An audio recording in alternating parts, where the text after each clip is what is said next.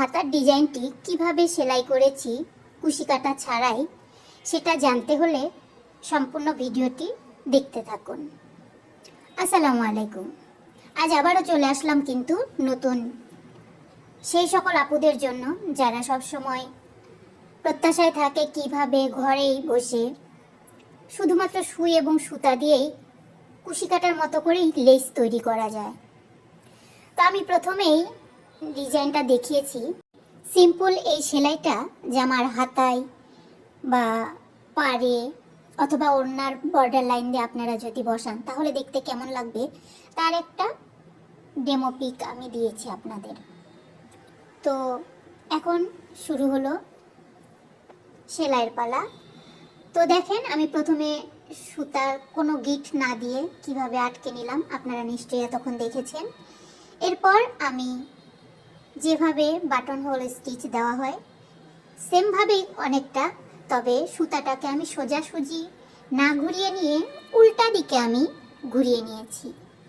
এরপর সেই সেলাইটাকে আটকে নেওয়ার জন্য আমি আবারও সোজা দিকে বাটন হোল স্টিচ বা বোতাম ঘর সেলাই দিয়ে টান টান করে সেলাইটাকে প্রথমে আটকে নিলাম।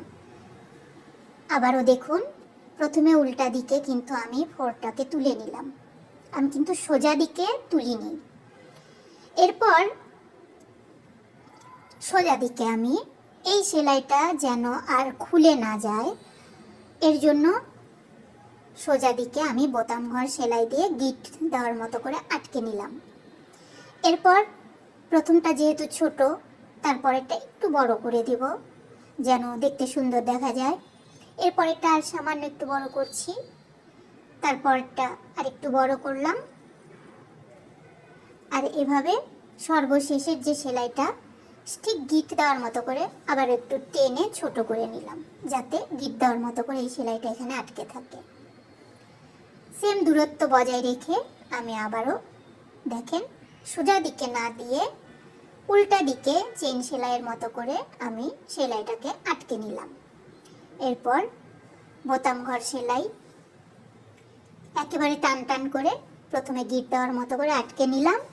এরপরেরটা একটু বড়, তারপরেরটা আর একটু বড়, এরপরেরটা আর একটু বড়, এভাবে তিনটা দিলাম। আপনারা কিন্তু আপনাদের ইচ্ছা মতো চাইলে এখানে 5টা 6টা বা 7টাও দিতে পারেন।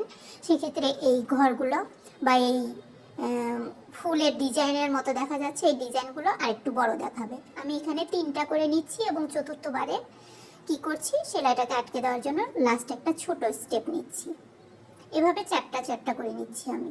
প্রথমে ছোটটা, তারপর একটু বড় একটা দেব। এই যে আমি প্রথমে এটা গিট দিয়ে নিলাম ছোট, তারপরেরটা একটু বড় করলাম এভাবে, তারপরেরটা আরেকটু বড়, তারপরেরটা আরেকটু বড় এবং সর্বশেষে 4র্থ নাম্বার সেলাইটা কি করছি, ছোট করে দিয়ে আবারও আটকে নিচ্ছি।